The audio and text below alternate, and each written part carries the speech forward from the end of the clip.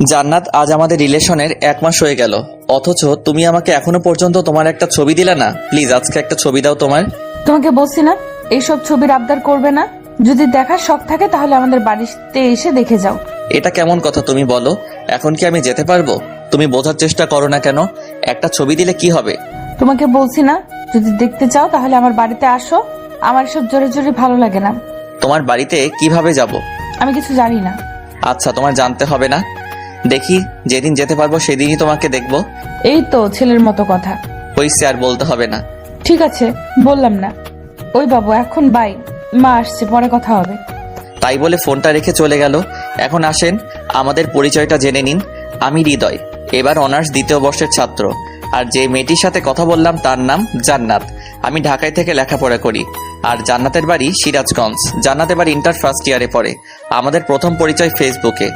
আস্তে আস্তে কথা বলতে বলতে দুজনের খুব ভালো বন্ধু হয়ে যায়। কিন্তু কখন যে আমি অজান্তেই তাকে ভালোবেসে ফেলি আমি নিজেও জানি না। তাকে কোনোদিন দেখি নাই, কিন্তু আমার মনের ঘরে তাকে নিয়ে একটি স্বপ্ন বেঁধেছি।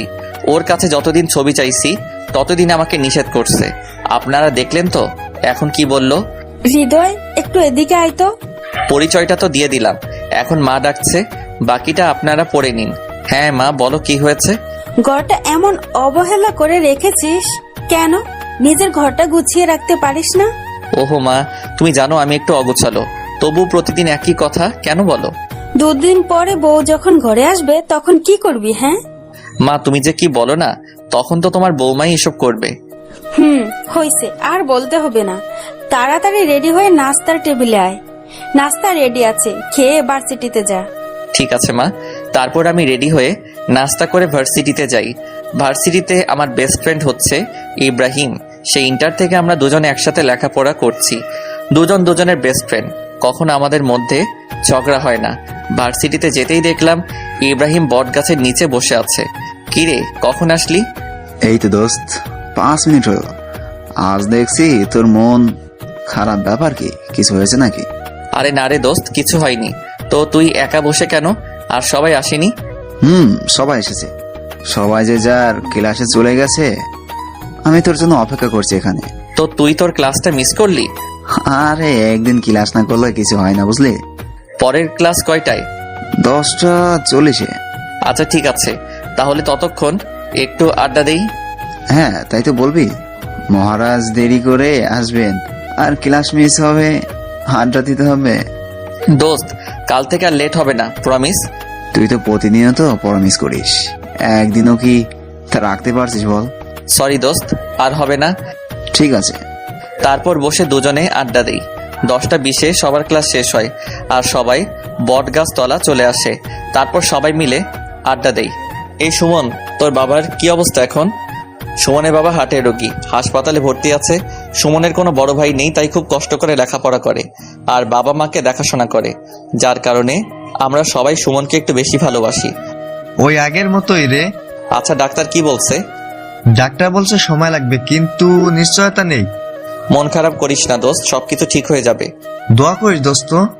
আমরা তো সবসময় দোয়া করি। আর তোর মা বাবা তো আমাদের মা বাবার মতোই, তাই না? হ্যাঁ অবশ্যই। তাহলে এমন কথা বললি কেন? সরি দোস্ত, ভুল হয়ে গেছে, আর বলবো না। ঠিক আছে। আচ্ছা মিলি, আজকে মেকআপ করিস নাই নাকি? তুই আবার আমার মেকআপ নিয়ে কথা বলছিস? আচ্ছা হৃদয়, মিলির পিছে তোর না লাগলে কি পেটের ভাত হজম হয় না নাকি? একদম ঠিক বলছিস, শালা সারাক্ষণ আমার পিছে লেগে থাকে। হইছে, এখন সাপোর্ট পাইয়ে এত লাফালাফি করতে হবে না। তুমি যে মেকআপ ম্যান তা তো সবাই জানে, সারাক্ষণ মেকআপ নিয়ে ব্যস্ত। এবার কিন্তু বাড়াবাড়ি হয়ে যাচ্ছে হৃদয়। আচ্ছা বোন, ভুল হইছে, মাফ কইরা দে। হয়েছে, এত ঢং করতে হবে না। বাহ, না চাইলেও দোষ। আচ্ছা ঠিক আছে, আজকের পর আর কোনোদিন তোর কাছে মাপ চাইবো না। আচ্ছা তোরা কি শুরু করলি বলতো? আচ্ছা সবকিছু বাদ দে, তো দোস্ত খুব ক্ষুধা পাইছে, চল ক্যান্টিনে যাই। তোর ক্ষুধা লাগছে, তুই মিলেরে নিয়ে যা। আমাদের ক্লাসের সময় হয়ে গেছে। আমি আর ইব্রাহিম ক্লাসে গেলাম। এখন তোদের আবার ক্লাস আছে? ক্লাস না থাকলে আমি যাই। সবই বুঝি, না খাওয়ানোর ধান্দা শুধু। ওই কি বললি তুই? তোদের আমি খাওয়াই না? প্রতিদিন যে ক্যান্টিনে বসে এটা ওটা খাস, কি খাওয়াই? আহা চল তো হৃদয়। আচ্ছা ঠিক আছে, তোরা ক্যান্টিনে গিয়ে বস, আমরা ক্লাস করে আসছি। তারপর একসাথে খাওয়া দাওয়া করব। আর তোদের যদি দেরি না পছন্দ হয় তাহলে খেয়ে নিতে পারিস, আমি এসে বিল দেব, সমস্যা নাই। সত্যি দিবি তো? হ্যাঁ দেব, এখন যা তোরা। তাই বলে ওদেরকে রেখে আমি আর ইব্রাহিম ক্লাসে চলে গেলাম। ক্লাসে ঢুকতে দেখি নতুন একটা স্যার জয়েন করছে, আজকে তার ক্লাস। স্যারের আজ আমাদের প্রথম ক্লাস, তাই আজকে পরিচয় পর্বের মধ্য দিয়ে ক্লাস শেষ করে বেরিয়ে ক্যান্টিনে চলে যাই। ক্যান্টিনে গিয়ে দেখি হারামিগুলো বসে আছে। কি রে, তোরা কিছু খাসনি? তোদের স্যার আমরা কখনো কিছু খাইছি? আরে বোকা, খাইলে কি হতো? কিছু হয়তো না, কিন্তু তোদের ছাড়া আমরা খাবো না তাই খাইনি। আচ্ছা খাসনি, ভালো করছস। তো এখন কি খাবি বল? এখন বেশি কিছু খাবো না, হালকা নাস্তা করলে হবে। আচ্ছা তাহলে সিঙ্গারা আনি, তোরা বস। তাই বলে আমি সিঙ্গারা আনতে গেলাম, সাথে কোল্ড ড্রিঙ্ক নিলাম। তারপর সবাই নাস্তা করে কিছুক্ষণ আড্ডা দিয়ে বাসায় ফিরলাম। বাসায় এসে লাঞ্চ করে বিকালে একটা ঘুম দিলাম। সন্ধ্যায় ঘুম থেকে উঠে দেখি মোবাইলে 29টা মিসড কল। চেক করে দেখি জান্নাতের কল ছিল। আজ আমি শেষ, কি মরণে ঘুমাচ্ছিলাম, ফোনটা বাজছিল বুঝতে পারিনি। জান্নাত তো আজকে আমাকে মেরে ফেলবে। তাড়াতাড়ি করে জান্নাতকে একটা ফোন করলাম। হ্যালো জান্নাত। সরি, কে আপনি আর কাকে ফোন করেছেন? আমি সরি, আসলে ভার্সিটি থেকে এসে লাঞ্চ করে একটু ঘুমিয়ে পড়ছিলাম, তাই বুঝতে পারিনি কখন ফোন করছিলা। সরি। তো ঘুম থেকে উঠছেন কেন? যান ঘুমান। সরি তো জান। তোমার এই সরি আমার আর ভালো লাগে না। আচ্ছা ঘুমিয়ে পড়েছিলাম তো কি করব? কিছু করতে হবে না, চুপচাপ বসে থাকো, বাই। তাই বলে ফোনটা কেটে দিল। আল্লাহ গো, মেয়েটা কত রাগ করে। আল্লাহ তো এই মেয়েটাকে একটু হেদায়েত দান করো। কথায় কথায় রাগ করে। ফোনটা কেটে যাওয়ার সাথে আবার ফোন করলাম। কি ব্যাপার, আবার ফোন করছো কেন? আমার জান পাখিটা, প্লিজ কথা বলো। তোমার সাথে আবার কিসের কথা? কথার কি শেষ আছে? হ্যাঁ, কথা শেষ আছে। তোমার সাথে আমার আর কোনো কথা নাই। প্লিজ জান, এমনটা করো না, প্লিজ কথা বলো। আচ্ছা ঠিক আছে, বলো কি বলবে। I love you. এটা ছাড়া আর কোনো কথা আছে? আছে তো। তো সেই কথা বলো। আমার না খুব ইচ্ছা করছে তোমার কাছে ছুটে যেতে। তো আসো না কেন? কি করব বলো? সিরাজগঞ্জ তো আমার কোনো রিলেটিভ নেই যে তার পাশেই যাব। রিলেটিভ না থাকলে কি আসা যায় না? যাওয়া যায় তো, কিন্তু আমি তো কিছুই চিনি না, কোথায় যেতে কোথায় চলে যাব। তুমি কোন দুনিয়ার মানুষ? কেন? তুমি ডিজিটাল যুগে এসে হারিয়ে যাওয়ার ভয় করছো? আমি আমার ভয় করি না। যদি তুমি কোনো কারণে হারিয়ে যাও, সেদিন আমার মরণ ছাড়া কিছু হবে না। হইছে, এখন আর ইমোশনাল হতে হবে না। তারপর জান্নাতের সাথে অনেকক্ষণ কথা বলে ফোনটা রেখে একটু ছাদে যাই। আমাদের ছাদে একটি দোলনা আছে, তো ছাদে গিয়ে দোলনায় বসে দোল খাচ্ছিলাম। এমন সময় সুমনের ফোন আসলো। হ্যালো হৃদয়, তুই কোথায়? কিরে, কি হয়েছে? এভাবে কথা বলছিস কেন? বাবা কেমন জানি করছে, তুই একটু তাড়াতাড়ি হাসপাতালে আসবি। আচ্ছা আমি আসতেছি, দাঁড়া। তাই বলে ফোনটা রেখে বাসা থেকে বেরিয়ে ইব্রাহিমের বাসায় গেলাম। ইব্রাহিমকে সাথে নিয়ে হাসপাতালে চলে গেলাম। হাসপাতালে গিয়ে দেখি সুমন একটা বেঞ্চের উপর বসে আছে। আমি সুমনকে বললাম, কি হয়েছে সুমন? বাবার আবার হার্ট অ্যাটাক হয়েছে। কি বলিস? এখন আঙ্কেল কই? ডাক্তার অপারেশন করছে। আচ্ছা তুই কোনো চিন্তা করিস না, সবকিছু ঠিক হয়ে যাবে। তোরা তো জানিস আমি বাবার জন্য কত কিছু করছি। বাবার এমন হলে আমি আর মা থাকবো কিভাবে? আরে কিছু হবে না আঙ্কেলের। আমি সুমনকে সান্ত্বনা দিতে লাগলাম। সান্ত্বনা দিতে দিতে দেখি ডাক্তার অপারেশন শেষে বাহিরে আসলো। আমরা ডাক্তারের কাছে গিয়ে বললাম, কি অবস্থা ডাক্তার?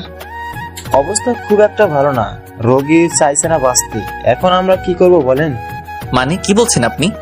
উনি হার্টের পেশেন্ট, কিন্তু সেদিকে তিনি কোনো চিন্তাই করেন না, সারাক্ষণ নিজের প্রতি অবহেলা করে। এখন আমরা কি করব? আচ্ছা ডাক্তার, এখন কোনো উপায় নেই কি? হ্যাঁ আছে, অনেক মেন্টালি সাপোর্ট দিতে হবে। আচ্ছা ঠিক আছে ডাক্তার, আমরা যথেষ্ট চেষ্টা করব। ঠিক আছে। তারপর ডাক্তার চলে যায়। আমরা সুমনের বাবার কাছে যাই। সুমনের বাবার কাছে গিয়ে বলি, আঙ্কেল এখন কি অবস্থা? এই তো বাবা, জীবন্ত লাশ হয়ে শুয়ে আছি। এমন কথা বলছিস কেন? কি বলবো বাবা, আর কতদিন এভাবে থাকবো? অনেক দিন তো হয়ে গেল। হ্যাঁ অনেক দিন হয়ে গেল। আপনি জানেন আপনি অসুস্থ হওয়ার পর থেকে সুমন আর আন্টি কত কষ্ট করছে।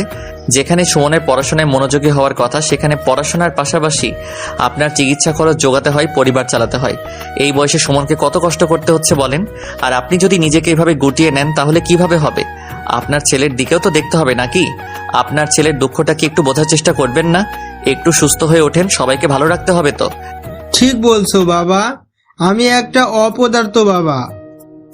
যেখানে বাবাকে সব দায়িত্ব পালন করতে হবে সেখানে আমার ছেলে আমার দায়িত্ব পালন করছে। তাহলে বুঝেন, এখন আপনাকে যত তাড়াতাড়ি সম্ভব সুস্থ হয়ে উঠতে হবে। আর কোনো চিন্তা করবেন না, আমরা আছি তো, সবসময় হাসি খুশি থাকার চেষ্টা করবেন। ঠিক আছে বাবা, তোমাদের অনেক কষ্ট দিলাম। আমাদের কোনো কষ্ট নেই, তুমি তাড়াতাড়ি সুস্থ হয়ে উঠো। আমাকে সুস্থ হতেই হবে। এই তো আঙ্কেল, এখন বুঝতে পেরেছেন। তারপর কিছুক্ষণ আঙ্কেলের সাথে কথা বলার পর সুমনকে বুঝিয়ে রেখে আমি আর ইব্রাহিম চলে আসি। বাসায় এসে ঘুমিয়ে পড়ি। পরের দিন ঘুম থেকে উঠে ফ্রেশ হয়ে নাস্তা করে একটু আড্ডা দিতে বেরিয়ে পড়ি। আজ ভার্সিটিতে ক্লাস নেই, তাই ভার্সিটিতে যাওয়া হলো না। আমাদের একটা আড্ডাখানা আছে, সেখানে যেদিন ভার্সিটি সবাই আড্ডা দেই, আজকেও তার বিকল্প নেই। সবাই এসে পড়েছে, সবাই বসে আড্ডা দিচ্ছি। হঠাৎ এমন সময় ইব্রাহিমের ফোনে একটা কল আসে। ইব্রাহিম, তোমার ছোট চাচার বিয়ে ঠিক হয়েছে। আগামীকাল আমাদেরকে গ্রামের বাড়ি যেতে হবে। কি বলছো বাবা, সত্যি? হ্যাঁ সত্যি। আমার অনেক মজা হচ্ছে। দাঁড়াও বাবা, আমি তাড়াতাড়ি বাসায় আসছি। আচ্ছা ঠিক আছে। ইব্রাহিম ফোনটা রাখা মাত্রই আমি ইব্রাহিমকে বললাম, কি রে, কি হয়েছে, এত খুশি কেন? আর বলিস না, আমার ছোট চাচার বিয়ে ঠিক হয়ে গেছে। কাল সকাল সকাল আমাদের গ্রামের বাড়ি যেতে হবে। গ্রামের বাড়ি? তোর আবার গ্রামের বাড়ি আছে নাকি? হ্যাঁ রে, তোকে এর আগে বলা হয়নি, কারণ আমি ছোটবেলা থেকেই ঢাকায় বড় হয়েছি। গ্রামে দু একবার গিয়েছিলাম। তোদের গ্রামের বাড়ি কই? সিরাজগঞ্জ। কি শালা, তোর বাড়ি সিরাজগঞ্জ? আমাকে বলবি না? কেন রে, কি হয়েছে? শালা, আমার সিরাজগঞ্জ একটা কাজ আছে, আমার কোনো রিলেটিভ থাকে না, তাই যাইতে পারতেছি না। আর তোর গ্রামের বাড়ি ওখানে, আমাকে আগে বলবি না? সিরাজগঞ্জ তোর আবার কি কাজ আছে? তোকে বলা যাবে না, একটু সিক্রেট। অনেকদিন ধরেই যাবো যাবো বলছি, কিন্তু যাওয়া হচ্ছে না। আচ্ছা, এই তো যখন সিক্রেট, তাহলে একটা কাজ করতে পারিস। কি কাজ? আমাদের সাথে কাল আমার গ্রামের বাড়িতে চল, তাহলে আমার চাচার বাড়ি গিয়ে তোর কাজটা হয়ে যাবে।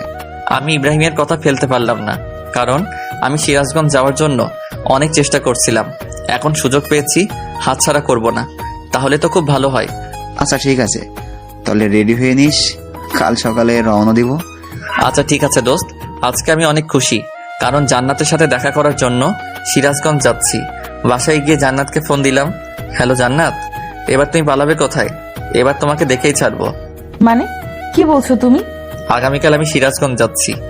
সত্যি আগামীকাল তুমি আমার সাথে দেখা করার জন্য সিরাজগঞ্জ আসছো? হ্যাঁ জান, সত্যি। শুধু একদিনের জন্য না, বেশ কিছুদিন থাকবো।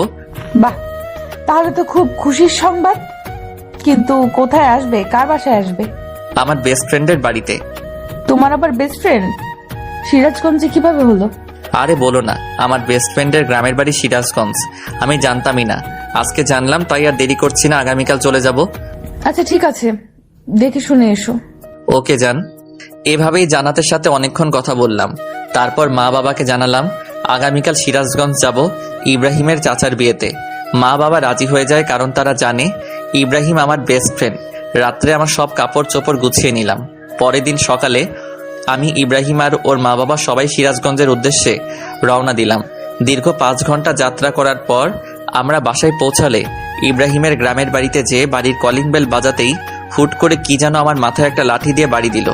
আমি কিছু বুঝে ওঠার আগেই একটা মেয়ে সামনে থেকে দৌড়ে পালালো। পাশে থেকে ইব্রাহিম বলল, কিছু মনে করিস না দোস্ত, এটা আমার পাগড়ি ছোট বোন। আমি অনেকদিন ধরে গ্রামে আসি না, তাই আমাকে মারার জন্য এসেছিল, কিন্তু ভুল করে তোকেই মেরে ফেলেছে। তোর আবার বোন আছে? হ্যাঁ রে, ও তো ছোটবেলা থেকে গ্রামেই থাকে। গ্রাম ছেড়ে নাকি ওকে যেতে মন চায় না। বাহ, ভালো তো। আচ্ছা, আমরা কি গেটে দাঁড়িয়ে কথা বলবো না ভিতরে যাব? হ্যাঁ বাবা, ভিতরে চলো। তারপর আমরা বাসার ভিতরে যাই। ভিতরে গিয়ে দেখি মেয়েটি বসে আছে। আঙ্কেল আন্টি সবাই যে যার রুমে গেল। ইব্রাহিম তার ছোট বোনকে বলে, মিম, এটা আমার বেস্ট ফ্রেন্ড হৃদয়, ওকে একটা রুমে জায়গা করে দে, আমাদের সাথেই থাকবে কিন্তু। ঠিক আছে ভাইয়া। আমি মেয়েটার দিকে হা করে তাকিয়ে আছি। সত্যি মেয়েটা দেখতে অসম্ভব সুন্দর, কিন্তু বেশিক্ষণ তাকিয়ে থাকতে পারলাম না, কারণ সে আমার বেস্ট ফ্রেন্ডের ছোট বোন আর আমি অন্য একজনকে ভালোবাসি। যাই হোক, তারপর আমাকে একটি রুমে নিয়ে গেল আর বলল, এটা আপনার থাকার রুম, যান ফ্রেশ হয়ে একটু রেস্ট নেন। তোমাকে ধন্যবাদ। মেয়েটা ওয়েলকাম জানিয়ে চলে গেল। হঠাৎই আমার ফোনে কল বেজে উঠল। জান্নাত ফোন করেছে। তাহলে তুমি সিরাজগঞ্জে এসেই গেলে। তুমি কিভাবে জানলে? এখন থেকে তোমার প্রত্যেকটি কদমই আমি দেখতে পাবো।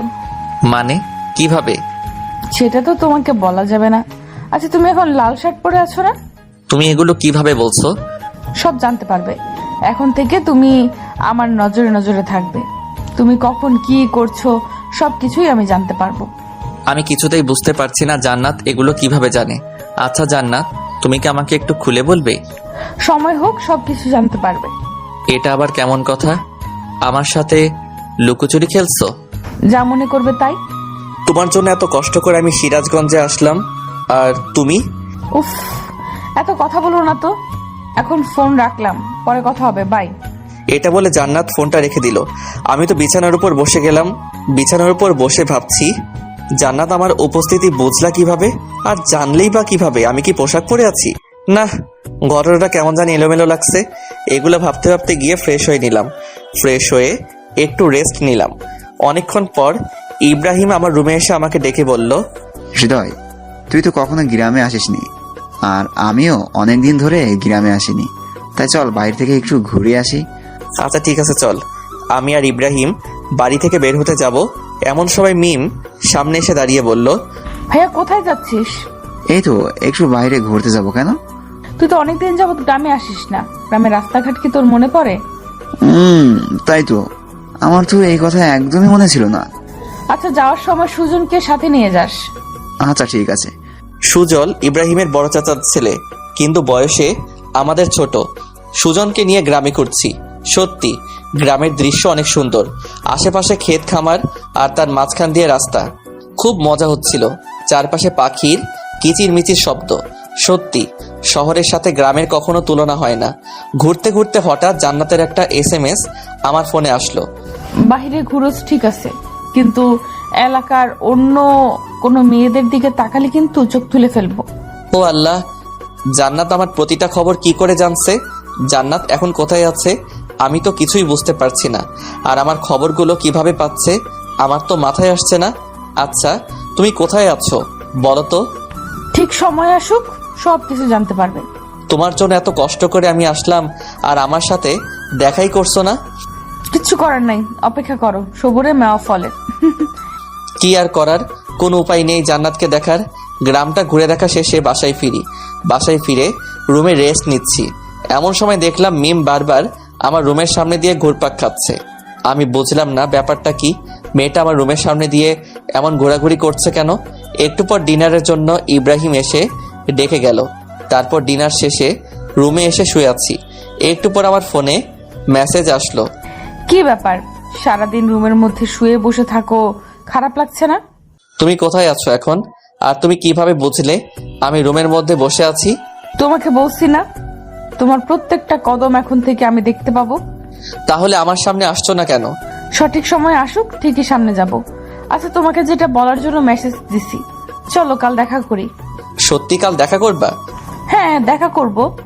কাল স্কুলের মাঠে চলে এসো, দেখা হবে। কিন্তু আমি তো স্কুলের মাঠটা চিনি না, কিভাবে যাব? তুমি বাসা থেকে বাইরে ডান দিকে একটা রাস্তা আছে, সেই রাস্তা দিয়ে সোজা চলে আসবে। তারপর সামনে একটা মোড় দেখতে পাবে। সেখান থেকে উত্তর দিকে একটু সামনে গেলেই স্কুলের মাঠ পড়বে, আর সেখানে আমরা দেখা করব। আচ্ছা ঠিক আছে যান। সত্যি আজ আমি অনেক খুশি। কাল জান্নাতের সাথে দেখা হবে এটা ভাবতেই আমি খুশিতে আত্মহারা হয়ে যাচ্ছি। কাল প্রথম জান্নাতের সাথে আমার দেখা হবে। আমি খুবই এক্সাইটেড হয়ে আছি। জান্নাতের কথা ভাবতে ভাবতে কখন ঘুমিয়ে গেছি বুঝতে পারছি না। পরের দিন সকালে ঘুম থেকে উঠে নাস্তা করে স্কুলের মাঠে চলে যাই, কিন্তু কোথাও জান্নাতকে দেখতে পাচ্ছি না। হঠাৎ সামনে থেকে 4-5টা মেয়ে আসলো। কি ব্যাপার, এখানে দাঁড়িয়ে কি করেন? দেখলাম মেয়েগুলোর মধ্যে মিম মেয়েটির আছে। কি বলবো বুঝতে পারছিলাম না। কি হলো, কিছু বললেন না কেন? কি বলবো, একজনের সাথে দেখা করার জন্য আসছি, কিন্তু তাকে খুঁজে পাচ্ছি না। কার সাথে দেখা করতে আসছেন ভাইয়া? জান্নাতের সাথে দেখা করতে আসছি। ও, তাহলে আপনি সেই হৃদয়? হ্যাঁ, কিন্তু আপনারা কারা? আমি জান্নাতের ফ্রেন্ড। ও আচ্ছা, কিন্তু আপনাদের ফ্রেন্ড কোথায়? জান্নাত তো আসেনি। কেন? জান্নাতের তো আজকে আমার সাথে দেখা করার কথা ছিল। সরি, আজ জান্নাত আপনার সাথে দেখা করবে না। আপনি কি ভেবেছেন জান্নাতের দেখা পাওয়া খুব সহজ? সহজ হবে না কেন? আমি তো তাকে ভালোবাসি। ভালোবাসেন তাতে কি, দেখা হচ্ছে না। আচ্ছা শোনেন, এখানে যখন এসেই পড়েছেন তাহলে আজকে আমাদের খাওয়াবেন। আমি আপনাদের কেন খাওয়াবো? বারে দেখতে হবে না আপনি কিপটা নাকি। আমি কিপটা নই। সেটা তো দেখতেই পাচ্ছি। যদি কিপটা না হতেন তাহলে আমরা জান্নাতের ফ্রেন্ড জানার পর আমাদের খাওয়াতে না করতেন না। আমি কিভাবে বুঝবো যে সত্যি আপনারা জান্নাতের ফ্রেন্ড? আপনি কি আমাদের চিটার ভাবছেন? হইতেও পারেন, কিভাবে বুঝবো? আচ্ছা ঠিক আছে, আমরা চিটার। জান্নাতের সাথে দেখা হওয়ার কথা ভুলে যান। কেন জান্নাতের সাথে দেখা হওয়ার কথা ভুলে যাব কেন? জান্নাত আপনার সাথে দেখা করবে না, আপনি আমাদের চিটার বললেন। আচ্ছা আমার ভুল হয়েছে, সরি। প্লিজ জান্নাতের সাথে দেখা হওয়ার ব্যবস্থা করে দিন। আপনি তো আমাদের খাওয়াতেই চাইলেন না, তাহলে দেখা করানোর কথা ভাববো কিভাবে? হঠাৎ এমন সময় ফোনে মেসেজ আসলো। ও চুপচাপ আমার ফ্রেন্ডরা যা বলে তাই শোনো। ওরা যা খেতে চায় তাই খাওয়াবেন, না হলে কিন্তু তোমার সাথে দেখা করব না। কিন্তু তুমি কোথায় আছো? আর আজ তো আমার সাথে দেখা করার কথা ছিল। দেখা করার কথা ভুলে যাও। যদি আমার ফ্রেন্ডসরা খুশি হয় তোমার প্রতি তাহলে আমি দেখা করব। কি আর বলবো, বলির পাঠা। জান্নাতের সব ফ্রেন্ডকে বললাম চলেন আপনাদের খাওয়াতে নিয়ে যাই। কিন্তু আমরা তো চিটার, তাহলে আমাদের খাওয়াবেন কেন? প্লিজ বোন, মাফ চাই। প্লিজ চলেন, তারপর সবাইকে নিয়ে রেস্টুরেন্টে যাই এবং সবাইকে ইচ্ছে মতো খাওয়াই। একবারে বিল এসেছে 1850 টাকা। পকেট অর্ধেক ফাঁকা করে ফেললো শুধু একবারই। আল্লাহ জানে আমার পকেট থেকে আর কত খসবে। হোটেলের বিল দেব শেষে। জান্নাতের ফ্রেন্ডদের বললাম এখন তো জান্নাতের সাথে দেখা করার ব্যবস্থা করে দেবেন প্লিজ। আচ্ছা ভেবে দেখি, যদি মনে হয় আপনার সাথে জান্নাতে দেখা করানো যাবে তাহলে দেখা করাবো। এটা কেমন কথা? হ্যাঁ এটাই কথা। আর হ্যাঁ, আমার ভাইয়া যেন আজকের ব্যাপারে কোনো কিছু না জানে। আচ্ছা ঠিক আছে। একে তো পকেট থেকে এতগুলো টাকা খসালো, আবার জান্নাতের সাথে দেখা করার ব্যবস্থাও করে দিল না। কেমনটা লাগে আপনারাই বলেন তো। দুঃখ ভরা মন নিয়ে বাসায় ফিরলাম। বাসায় ফিরে ফ্রেশ হয়ে ছাদে যাই। ছাদে গিয়ে বসে আছি, কিছু ভালো লাগছে না। বারে বারে জান্নাতের কথা মনে পড়ছে। জান্নাতের সাথে খুব দেখা করতে ইচ্ছে করছে কিন্তু পারছি না। এমন সময় মিম ছাদে চলে আসে আর আমাকে বলে, কি ব্যাপার দুলা ভাই, ছাদে একা একা কি করেন? তুমি আমার সব খবর জান্নাতকে বলো তাই না? সেটা জেনে আপনি কি করবেন? জানি তুমি জান্নাতকে আমার সকল খবর বলো। তুমি ছাড়া বলার মতো এই বাসায় আর কেউ নেই। হ্যাঁ আমি বললি তো কি হয়েছে। মিম প্লিজ জান্নাতের সাথে একবার দেখা করার ব্যবস্থা করে দাও না। সরি আমি পারবো না। এটা বলে মিম আমাকে ভেঙচি কেটে নিচে চলে যায়। কি বলবো কিছু বুঝি না। সবাই আমার সাথে প্রতারণা শুরু করে দিয়েছে। কার জন্য এই সিরাজগঞ্জে আসলাম তার সাথে আমার দেখা হচ্ছে না। বিয়ের এখনো 3 দিন বাকি, আর তাই সবাই প্ল্যান করে যমুনা নদীতে ঘুরতে যাবে। ইব্রাহিমের বাড়ি থেকে যমুনা নদী বেশি দূর না, তাই প্ল্যান অনুযায়ী পরের দিন সকালে যমুনা নদীতে ঘোরার জন্য বেরিয়ে পড়ি। যমুনা নদীর বাড়ি গিয়ে সবাই অনেক আনন্দ করছি। নদীতে প্রচুর স্রোত বইছে। নদীর ধারে কিছুক্ষণ আড্ডা দেওয়ার পর সবাই মিলে প্ল্যান করি নৌকায় করে কিছুক্ষণ ঘুরবো। কথা মতো একটা নৌকায় উঠে পড়ি। আজ জীবনে প্রথম নৌকায় উঠছি, খুব ভয় করছে যদি নৌকা থেকে পড়ে যাই বা নৌকাটা ডুবে যায়। কিন্তু সবাই নৌকায় অনেক মজা নিচ্ছে। সবাই নৌকার উপর নাচানাচি করছে। আমি সাঁতার জানি না, তাই আমার ভয়টা অনেক বেশি ছিল। ইব্রাহিমও সাঁতার জানতো না, কারণ ও ছোট থেকেই ঢাকায় বড় হয়েছে। ইব্রাহিম আর আমি খুব ভয় পাচ্ছিলাম। সবাই নাচানাচি করছে, খুব মজা করছে তারা। তাদের দেখে খুব হিংসা হচ্ছিল। উফ, আমিও যদি ওদের সাথে একটু নাচতে পারতাম। কিন্তু আমার তো ভয় করছে যদি নৌকাটা ডুবে যায়। সবকিছু ভুলে ভাবলাম যা হবার হবে, সবার সাথে আমিও নাচবো। সবার সাথে নাচতেছি, হঠাৎ এমন সময় একজনের সাথে ধাক্কা লেগে আমি নৌকার উপর থেকে নদীর ভেতর পড়ে যাই। আমি সাঁতার জানি না, পানির মধ্যে সাহায্যের জন্য চিৎকার করছি, কিন্তু স্রোতে আমি নিজেকে কন্ট্রোল করতে পারলাম না। পানির স্রোতের মধ্যে আমি হারিয়ে যেতে লাগলাম। এমন সময় মিম নদীতে লাফ দিয়ে আমাকে খুঁজতে লাগে, কিন্তু কিছুতেই খুঁজে পাচ্ছিল না। অনেকক্ষণ খোঁজাখুঁজির পরে আমার দেহটা খুঁজে পায়। তারপর আমার দেহটি নৌকার উপরে উঠাই। আমার দেহ নৌকার উপর উঠিয়ে তাড়াতাড়ি করে নদীর পাড়ে নিয়ে যাওয়া হয়। নদীর পাড়ে নিয়ে আমার পেটে চাপ দিয়ে পেট থেকে পানি বের করা হয়। পানি বের করার পরও আমার জ্ঞান ফেরে না। কি করবে কেউ বুঝতে পারছে না। এমন সময় মিম আমার মুখটা একটু ফাঁকা করে মিমের মুখ আমার মুখে বসিয়ে ফু দিতে শুরু করে। সবাই চেয়ে চেয়ে মিমের কাণ্ড দেখে হা করে তাকিয়ে আছে। কিছুক্ষণ ফু দেওয়ার পরে আমি লাফ দিয়ে উঠি। তারপর আমাকে নিয়ে হাসপাতালে যাওয়া হয়। ডাক্তার আমার চিকিৎসা করে আর বলে, রোগীর ঠিক মতো যত্ন নিতে হবে, না হলে ভবিষ্যতে কোনো বড় সমস্যা হতে পারে। ঠিক আছে ডাক্তার, আমরা ওর ঠিকভাবে যত্ন নেব। তারপর আমাকে হাসপাতাল থেকে বাসায় নিয়ে আসা হয়। বাসায় নিয়ে আসার পর আমার যত্ন নেওয়া হবে খুব ভালোভাবে।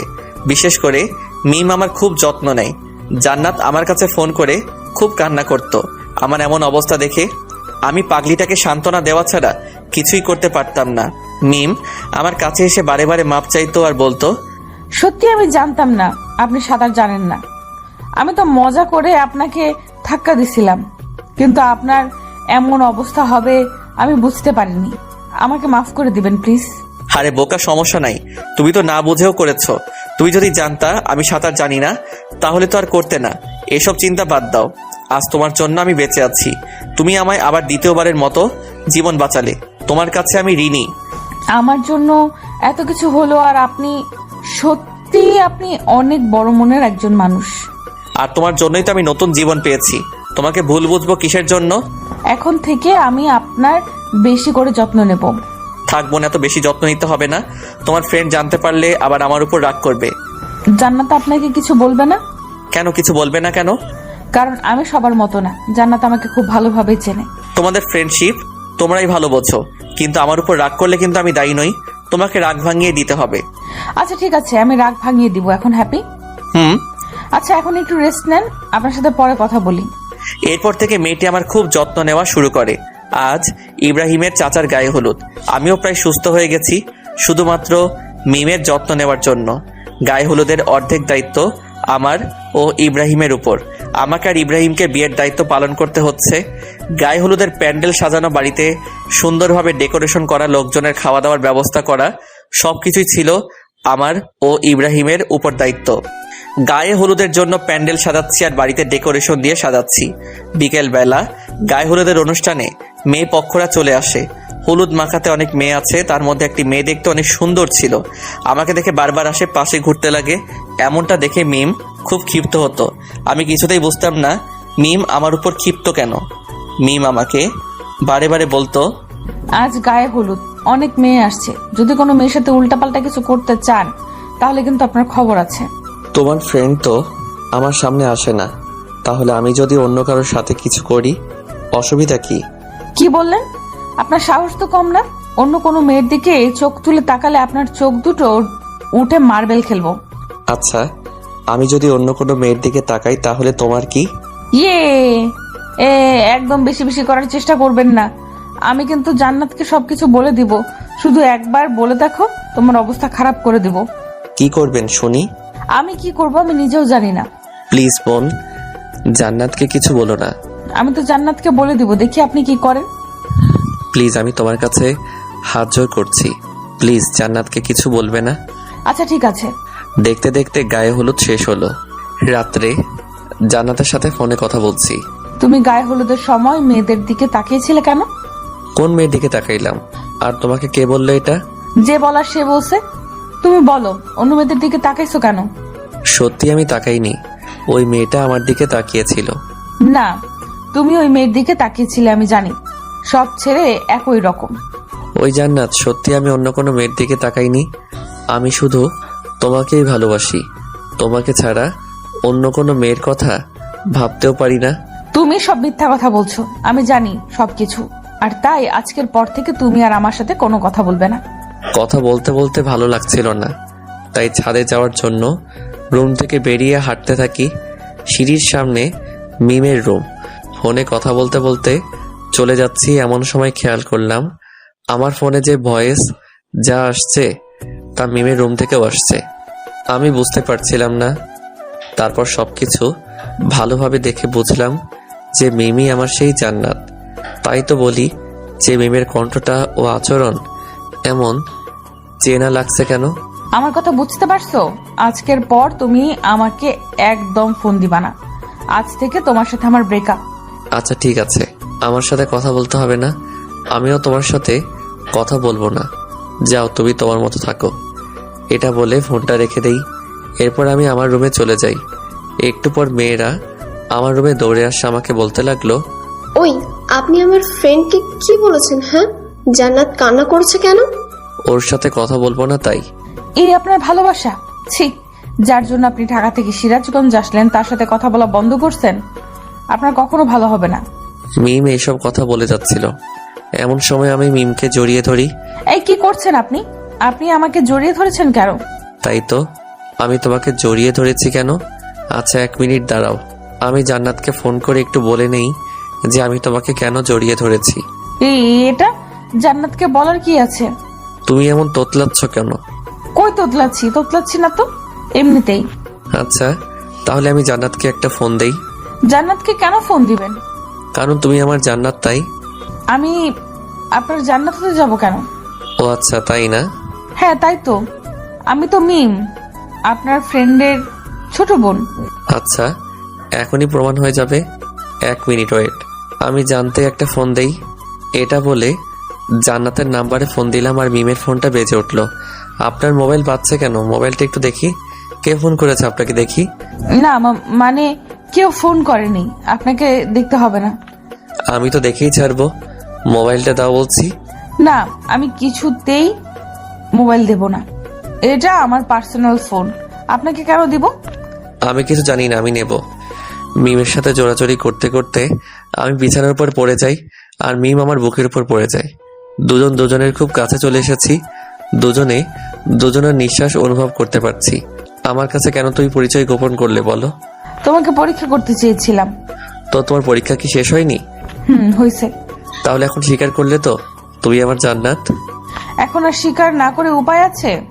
তাহলে এখন ছোট্ট করে একটা মিষ্টি দাও। কেন মিষ্টি দেবো কেন?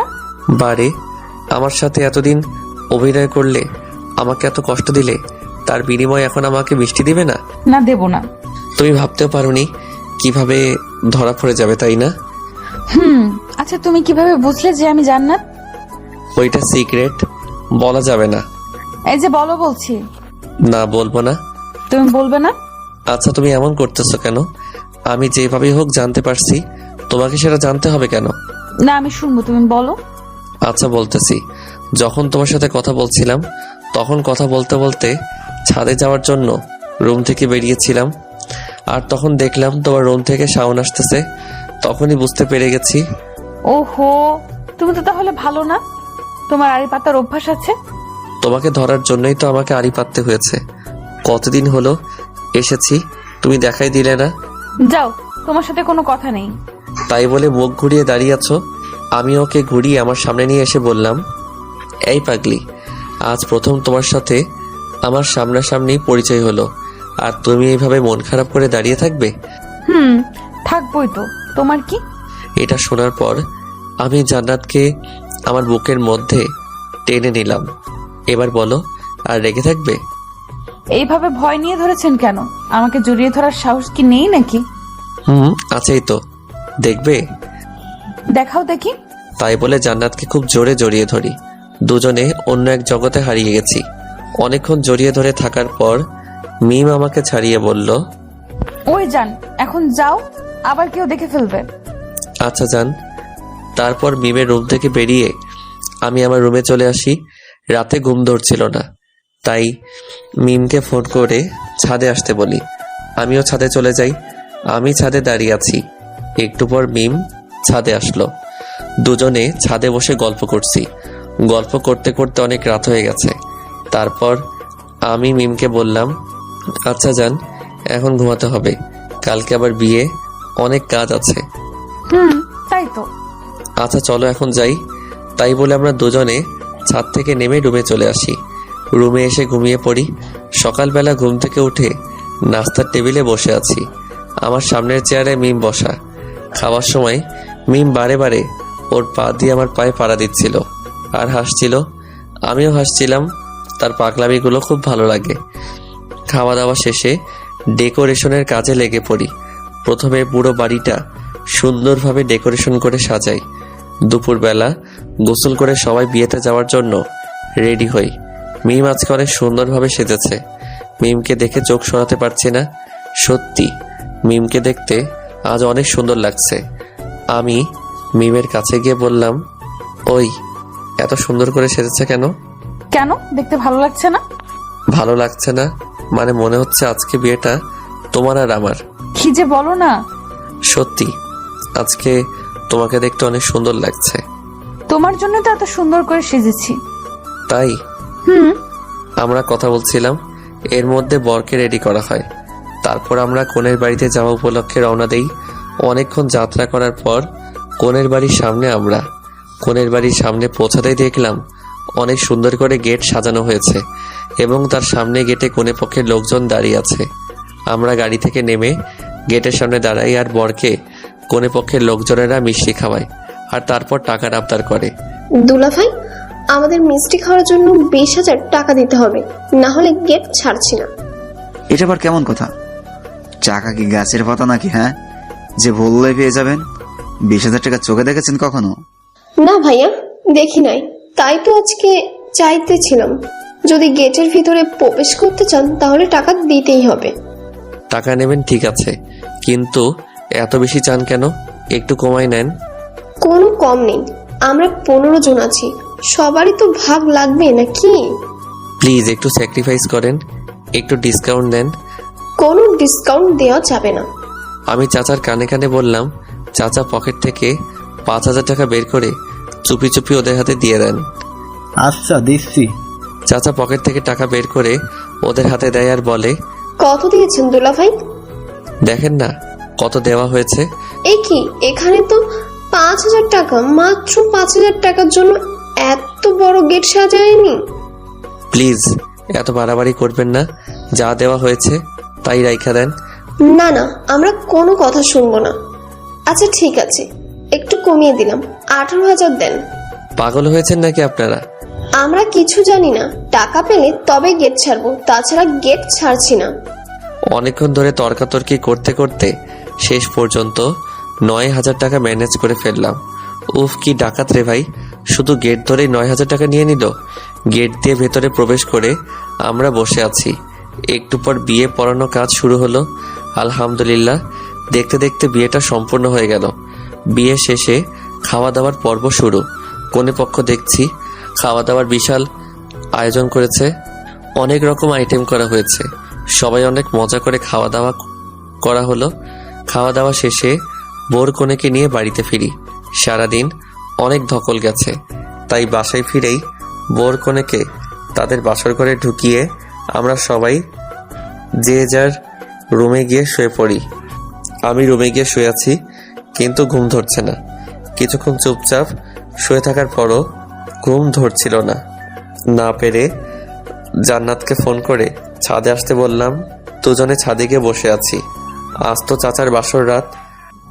তো এই বাসরাত নিয়ে মানুষের কত পরিকল্পনা থাকে, তার কোনো শেষ নেই। থাকবেই তো। রাতে দুজন দুজনকে খুব ভালোভাবে জেনে নেয়, বুঝে নেয়, ভালোবাসা আদান প্রদান করে। আমাদের এমন হবে তাই না? যা দুষ্টু। ওই কিছু ভালো লাগছে না, একটা পাপ্পি দাও না। খুব লোভ ধরেছে তাই না? একটুখানি দাও না জান। দিন দিন তোমার চাহিদা কিন্তু বেড়েই যাচ্ছে। কি দেবে না তো? না, দেব না। ওকে, তাই বলে ছাদ থেকে নেমে আসতে ধরলাম। এমন সময় জান্নাত আমার হাত টেনে বুকের মধ্যে জড়িয়ে ধরে আমার ঠোঁটে ঠোঁট লাগিয়ে ভালোবাসার ছোঁয়া এঁকে দিল। ঠিক 5 মিনিট পর ছেড়ে দেয়। উফ, আর একটু হলেই তো মরে যেতাম। নিঃশ্বাসটা থেমে এসেছিল। কি আর লাগবে? না জান, আজকে আর চাই না। আচ্ছা ঠিক আছে, এখন চুপচাপ রুমে গিয়ে ঘুমিয়ে পড়বে। আচ্ছা জান। তারপর সোজা রুমে গিয়ে ঘুমিয়ে পড়ি। পরের দিন ঘুম থেকে উঠে সবাই বর কনের দিকে চেয়ে আছে। সবাই খুব হাসাহাসি করছে আর বলছে, রাত কেমন কাটলো? উফ ভাবি, তুমি না এইসব নিয়ে কেউ জিজ্ঞাসা করে? আয় হায়, আমার দেবত্বের লজ্জায় লাল হয়ে গেছে। চাচা কোনো কথা বলতে পারছে না, লজ্জায় লাল হয়ে গেছে। আর চাচির তো কোনো কথাই নেই। অনেকক্ষণ মজা করার পর বর কনেকে সকালের নাস্তা করানো হয়। তারপর আমরা সবাই নাস্তা করি। নাস্তা করে কাজে লেগে পড়ি, কারণ বিকেলবেলা কনে পক্ষ থেকে আমাদের বাড়িতে আসবে। খাওয়া দাওয়া সব ব্যবস্থা করতে হবে। ইব্রাহিমকে বাবুকে আনতে পাঠিয়ে দেই। বাবুর্চিরা রান্নার কাজে লেগে পড়ে। আমিও রান্নার কাজে লেগে পড়ি। দুপুরের মধ্যে সব রান্না শেষ করে ফেলি। আমাদের রান্না শেষ হতে হতেই মেয়ে পক্ষ বাড়িতে চলে আসে। এরপর খাওয়া দাওয়ার পর্ব শুরু করে দেই। সবার আগে সকল মেয়ে পক্ষকে খাওয়াই, তারপর এলাকার লোকজনকে খাওয়াই। সবাইকে খাওয়ানো শেষে রাতে কনে পক্ষের লোকজন বর কনেকে তাদের বাড়িতে নিয়ে যায়। বর কনেকে কনে পক্ষের সাথে পাঠিয়ে বাড়িতে সবকিছু গুছিয়ে নিয়ে সবাই রেস্ট নিতে যে যার রুমে চলে যায়। সারাদিন কাজ করার পর শরীরটা খুব ক্লান্ত লাগছে, তাই রেস্ট নেওয়ার জন্য রুমে চলে যাই। বিছানায় শুয়ে আছি আর কি যেন ভাবছি। হঠাৎ কখন ঘুমিয়ে পড়েছি নিজেও জানি না। সকালবেলা জান্নাতের ডাকে ঘুম ভাঙে। এই যে মহারাজ, এখনো ঘুম থেকে ওঠোনি? কি, কয়টা বাজে? 9টা বাজে, আর আপনি পড়ে পড়ে ঘুমাচ্ছেন? কি বলো, কখন এত বেলা হয়ে গেল? আপনি তো পড়ে পড়ে ঘুমাচ্ছিলেন, কিভাবে জানবেন? তাই তো। আচ্ছা তুমি যাও, আমি ফ্রেশ হয়ে আসছি। ওকে। তারপর জান্নাত রুম থেকে চলে যায় আর আমি ফ্রেশ হয়ে নাস্তার টেবিলে চলে যাই। নাস্তার টেবিলে বসে জান্নাত আর আমার চোখে চোখে কথা হচ্ছিল। এমন সময় খেয়াল করলাম ইব্রাহিম আমার দিকে তাকিয়ে আছে। আমি আর কিছু করলাম না, চুপচাপ নাস্তা করে রুমে চলে আসলাম। অনেকক্ষণ ধরে রুমে বসে আছি, কিছু ভালো লাগছে না, তাই ছাদে চলে গেলাম। ছাদে গিয়ে দাঁড়িয়ে আছি। কিছুক্ষণ পর অনুভব করলাম কেউ একজন পেছন থেকে আমাকে জড়িয়ে ধরলো। আমি পিছনে তাকিয়ে দেখি জান্নাত। কি ব্যাপার, তুমি কখন আসলে? দেখলাম তুমি ছাদে আসছো, তাই পেছনে পেছনে চলে আসলাম। তো পিছন থেকে এভাবে জড়িয়ে ধরলে কেন? কেন, ভালো লাগছে না বুঝি? ভালো লাগবে না কেন? এই দিনের বেলা তুমি আমাকে জড়িয়ে ধরে আছো, কেউ যদি দেখে তাহলে সমস্যা হবে তো। কেউ দেখলে দেখুক, আমার বইয়ে গেছে তাতে। পাগলামি করো না, একটু বোঝার চেষ্টা করো। তুমি চুপ থাকবে? দেখো জান্নাত, একটু বোঝার চেষ্টা করো। এখন আমরা ছাদে আছি, যদি কেউ দেখে ফেলে তাহলে অনেক বড় সমস্যা হয়ে যাবে। তুমি চাও না তো আমি তোমাকে এইভাবে জড়িয়ে ধরে থাকি? আচ্ছা ঠিক আছে, থাকো তুমি তোমার মতো, আমি গেলাম। এটা বলে জান্নাত যখন পেছনে ফিরে ছাদ থেকে নেমে যেতে চাইলো, পিছনে ফিরে জান্নাত চমকে গেল। আমি পিছনে তাকাতেই দেখি ইব্রাহিম দাঁড়িয়ে আছে। ইব্রাহিম, তুই এখানে কখন আসলি? কোনো ডিস্টার্ব করলাম বুঝি? দোস্ত, এসব কি বলিস? জান্নাত, তুই নিচে যা। ভাইয়া, তুই হৃদয়কে কিছু বলবি না? তোকে নিচে যেতে বলেছি, তুই নিচে যা। জান্নাত ইব্রাহিমের ধমকে নিচে চলে যায়। এদিকে ইব্রাহিম আর আমি ছাদে রয়ে গেলাম। ইব্রাহিম আমাকে বলছে, আমি প্রথম থেকে যা সন্দেহ করেছিলাম তাই সত্য হলো। দোস্ত আমার কথা শোন। তুই আর কিছু বলিস না, তোকে আমি আমার বেস্ট ফ্রেন্ড ভাবতাম আর তুই আমার সাথে এমনটা করলি। দোস্ত শোন, জান্নাতের সাথে আমার অনেক আগে থেকে পরিচয়। আমাদের প্রথম ফেসবুকে আলাপ হয়, তারপর আস্তে আস্তে কথা বলতে বলতে আমাদের মধ্যে একটা সম্পর্ক গড়ে ওঠে। বিশ্বাস কর, আমি একদমই জানতাম না যে জান্নাত তোর বোন। আমি তো জান্নাতকে কখনো দেখছিলাম না, জান্নাতকে আমি না দেখেই ভালোবেসেছিলাম। তোর সাথে এখানে আসার পরে আমি জানতে পারিনি যে তোর বোন মিম আমার জান্নাত। আমি তো পরশুদিন জানতে পারলাম যে এটা আমার সেই জান্নাত যাকে আমি ভালোবাসি। দেখ হৃদয়, তুই আমার বেস্ট ফ্রেন্ড। আমার ছোট বোন মানে তোর ছোট বোন, আর আমি আমার বোনকে অনেক ভালোবাসি আর তোকে অনেক ভালোবাসি। আমি কোন কারণে আমাদের বন্ধুত্বটা নষ্ট করতে চাই না। আমি কি বোঝাতে চেয়েছি তুই বুঝতে পারছিস? দোস্ত, আমি জান্নাতকে অনেক ভালোবাসি রে। আমি ওকে ছাড়া থাকতে পারবো না কিছুতেই। কিছুই করার নাই, প্লিজ তুই জান্নাতকে ভুলে যা। কিভাবে ভুলে যাব তুই বল? আমি কিভাবে বলবো? আমি শুধু এতটুকুই বলবো, তুই মিমকে ভুলে যা। আচ্ছা, কাকে ভুলে যাব তুই বল? যাকে আমি না দেখে ভালোবেসেছি তাকে? যাকে আমি নিজের থেকেও বেশি ভালোবাসি তাকে? যে আমাকে দ্বিতীয়বারের মতো জীবন দান করলো তাকে? যে আমাকে বিশ্বাস করে আমার সাথে সারা জীবন কাটানোর প্রতিজ্ঞা করেছে তাকে? তুই বল, আমি কিভাবে ভুলে যাব? শোন হৃদয়, তোকে সবকিছু ভুলে জান্নাতকে ভুলে যেতে হবে। আমি আমার জীবনকে কষ্ট দিতে পারবো না, আর আমি কখনোই আমাদের বন্ধুত্বটা নষ্ট করতে চাচ্ছি না। প্লিজ, তোকে আমার বন্ধুত্বের কসম। তুই এটা কি করলি? তুই কেন করলি এটা? আমি জান্নাতকে কিভাবে ভুলে যাব? খুব জোরে কান্না করছে আর বলছি। আমার চোখের জলগুলো টপ টপ করে ইব্রাহিমের পায়ে পড়ছে। হৃদয়, তুই নিজেকে শক্ত কর। আর হ্যাঁ, আমি তোকে যে এসব বলেছি তা যেন জান্নাত কিছুই জানতে না পারে। আচ্ছা ঠিক আছে। আচ্ছা চল, এখন নিচে যাই। প্লিজ তুই যা, আমাকে একটু একা থাকতে দে। ঠিক আছে, কিন্তু কথাটা মনে রাখিস। তোকে বললাম তো, তুই যা এখান থেকে। ওকে, আমি যাচ্ছি। তাই বলে ইব্রাহিম নিচে চলে গেল। আমি একা ছাদে দাঁড়িয়ে আছি, কিছুতেই চোখের জলকে থামাতে পারছি না। আমি জান্নাতকে কিভাবে ভুলে যাব? যে আমার নিঃশ্বাস, যার সাথে একটা মুহূর্ত কথা না বললে আমার খুব কষ্ট হয়, তাকে কি করে ভুলে যাব? ইব্রাহিম, তুই আমাকে কেন আমাদের বন্ধুত্বের কসম দিলি? আমি কি জান্নাতকে কিছুতেই ভুলতে পারবো না রে? প্লিজ তুই কসমটা উঠিয়ে নিয়ে। অনেকক্ষণ ধরে ছাদে একা একা দাঁড়িয়ে কান্না করছি। জানি না পাগলিটা নিচে কি করছে। যদি আগে জানতাম জান্নাত ইব্রাহিমের বোন তাহলে হয়তো কখনোই তাকে ভালোবাসতাম না, কিন্তু আমি তো জান্নাতকে আগে থেকেই ভালোবাসি। তাহলে কেন হচ্ছে আমার সাথে এমনটা? জান্নাত, তুমি আমাকে মাফ করে দিও। হয়তো আর কখনো তোমাকে ভালোবাসি কথাটা বলতে পারবো না। অনেকক্ষণ ছাদে দাঁড়িয়ে কান্না করার পর নিজেকে অনেক দুর্বল মনে হচ্ছে, তাই ছাদ থেকে নেমে রুমে গিয়ে শুয়ে আছি। ব্যাগে কিছু ঘুমের ওষুধ ছিল, সেগুলো খেয়ে ঘুমিয়ে আছি, যাতে জান্নাত আমাকে ডাকলে আমি সাড়া দিতে না পারি। আমি ঘুমিয়ে আছি গভীর ঘুমে। রাত 3টায় ঘুম ভাঙলো। ঘুম ভাঙতেই দেখি আমার পায়ের কাছে কে যেন বসে গুমড়ে গুমড়ে কাঁদছে। আমি ভালো করে চোখ ঘষে নিয়ে তাকিয়ে দেখি জান্নাত। কি ব্যাপার জান্নাত, তুমি এত রাতে এখানে? আমি সরি হৃদয়, তখন তোমার কথা আমি শুনিনি। তখন যদি তোমার কথা আমি শুনতাম তাহলে আজ ভাইয়ার কাছে ধরা খেতাম না। আরে পাগলি, কান্না করো কেন? একদিন না একদিন সবাই তো জানতেই পারতো, তাই না? ভালো হয়েছে ইব্রাহিম জানতে পারছে। যদি আঙ্কেল আন্টি কেউ দেখতে পেত তাহলে আমাকে অনেক খারাপ ভাবতো। এখন আমি কি করব? মা বাবাকে আমাদের সম্পর্কের কথা জানাবো? পাগল নাকি? এখন আঙ্কেল আন্টি সব জানতে পারলে আমাদের ভুল বুঝবে। আঙ্কেল আন্টি কখনোই এটা মেনে নেবে না, কারণ আমি একটা বেকার ছেলে। কোনো মা বাবা তার মেয়েকে বেকার ছেলের হাতে তুলে দিতে চাইবে না। তাহলে এখন কি করব? প্লিজ কান্না করো না, তোমার কান্না আমি সহ্য করতে পারছি না। তাহলে এখন কি করব তুমি বলো?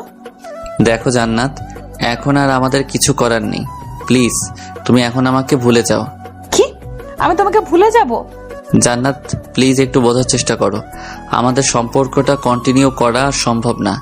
ইব্রাহিমকে আমি আমার ভাইয়ের চেয়েও অনেক বড় কিছু ভাবি। ইব্রাহিম কষ্ট পাবে এমন কোনো কাজ আমি করতে পারবো না। প্লিজ জান্নাত, তুমি আমাকে ভুলে যাও। আমি কিছুতেই তোমাকে ভুলতে পারবো না। তোমাকে ছাড়া আমি এক মুহূর্তও থাকতে পারি না, তুমি জানো না? প্লিজ জান্নাত, এমন পাগলামি করো না। কেন তুমি আমার জীবনে আসলে? কেন তুমি আমাকে এতটা ভালোবাসলে? কেন তুমি আমায় এতটা পাগল করলে? কেন এখন তুমি আমায় ভুলে যেতে বলছো? জানি না। আচ্ছা, একটা কাজ করলে হয় না? কি কাজ? চলো না আমরা কোথাও পালিয়ে যাই। কিছুতেই না। আমি আমার মা বাবাকে কষ্ট দিতে পারবো না। আমি আমার বেস্ট ফ্রেন্ডকে কষ্ট দিতে পারবো না। আমি তোমার মা বাবাকে কষ্ট দিতে পারবো না, কারণ মা বাবাকে কষ্ট দিয়ে কখনো সুখে থাকা যায় না। আর তাই প্লিজ আর পাগলামি করো না। এতদিন যা হয়েছে ভেবে নাও সব কিছু ভুল ছিল। মনে করো তোমার সাথে আমার কোনো দিন দেখা হয়নি, তোমার সাথে কোনোদিন আমার আলাপ হয়নি, তোমার সাথে কোনো রিলেশনই ছিল না আমার। আমি কিছুই পারবো না, আমি কিছুতেই পারবো না এটা। এই পাগলি, প্লিজ আর কান্না করো না। আচ্ছা তুমি বলো, তুমি আমাকে ভুলে থাকতে পারবে? হ্যাঁ পারবো। সত্যি তুমি পারবে আমাকে ভুলে থাকতে? কেন পারবো না? তোমাকে ভুলে থাকা তো কোনো ব্যাপারই না। দেখো, আমি যদি তোমাকে ভুলে থাকতে পারি তাহলে তুমি পারবে না কেন? তুমি তো একটা বেঈমান। তুমি আমাকে ভালোই বাসুনি। যদি ভালোবাসতে তাহলে ভুলে যাওয়ার কথা বলতে না। এই তো সত্যটা ধরতে পারছো। আমি তো তোমাকে মন থেকে ভালোবাসিনি, একদিন তো শুধু অভিনয় করেছি। তোমার মতো বেঈমানকে ভালোবাসাটা আমার জীবনের সব থেকে বড় ভুল। এখনো সময় আছে, চাইলে ভুলটা সংশোধন করে নিতে পারো। হ্যাঁ তাই করব। একটা বেঈমানকে ভালোবেসেছিলাম, এটা ভুলে যেতে আমার বেশি সময় লাগবে না। আমিও তো এটাই চাই, তুমি আমাকে ভুলে যাও। জান্নাত দৌড়ে বাড়ি থেকে বেরিয়ে চলে যায়। সত্যি আমি অনেক বড় বেঈমান। আমি বন্ধুত্বটা টিকিয়ে রাখার জন্য আমার ভালোবাসাটা কবর দিলাম। সত্যি কিছু কিছু ভালোবাসা এমনই, কিছু সম্পর্কের কাছে হার মেনে যায়। আমার ভালোবাসাটাও না হয় এইভাবেই হারিয়ে গেল। আজ খুব কষ্ট হচ্ছে, কিন্তু কি করব, আমার কিছু করার নেই। সত্যি আমি ইব্রাহিমকে কষ্ট দিতে চাই না। ইব্রাহিমকে আমি অনেক ভালোবাসি। রাতে ভাবছি যদি আমি এখানে থাকি তাহলে রোজ জান্নাতের সাথে আমার দেখা হবে। আর জান্নাতের সাথে আমার দেখা হলে জান্নাত আমাকে কিছুই ভুলতে পারবে না, আর আমিও জান্নাতকে কিছুতেই ভুলতে পারবো না। তাই সব থেকে ভালো হবে আমি কাল সকালে কাউকে কিছু না জানিয়ে এখান থেকে চলে যাব। কথা মতো পরের দিন সকালে সিরাজগঞ্জ থেকে আমি ঢাকায় চলে আসি। কিন্তু ঢাকায় আসার আগে আমি রাত্রে একটা চিঠি লিখি, আর চিঠিটা গোপনে জান্নাতের টেবিলের উপর রেখে আসি। পরদিন সকালে জান্নাত ঘুম থেকে উঠে হৃদয়কে খুঁজতে যায়, কিন্তু হৃদয়কে রুমে খুঁজে পায় না। পুরো বাড়ি তন্ন তন্ন করে খুঁজে, কিন্তু কিছুতেই হৃদয়ের দেখা পায় না। খুব হতাশা নিয়ে নিজের রুমে ফিরে। রুমে গিয়ে বিছানায় বসে কান্না করতে লাগলো। হঠাৎ এমন সময় টেবিলের উপর চোখ পড়ল। জান্নাত দেখতে পেল টেবিলের উপর একটা চিঠি পড়ে আছে। জান্নাত দৌড়ে গিয়ে চিঠিটা উঠিয়ে খুলে চিঠিটা পড়তে অবাক হয়ে গেল। চিঠিতে লেখা ছিল, প্রিয় জান্নাত, পারলে আমাকে মাফ করে দিও। সত্যি আমি অনেক বড় স্বার্থপর এবং বেঈমান। তোমাকে ভালোবাসার কোনো অধিকারই আমার নেই, আর তাই আমি চলে যাচ্ছি। আর কোনো দিন তোমার সামনে আসবো না।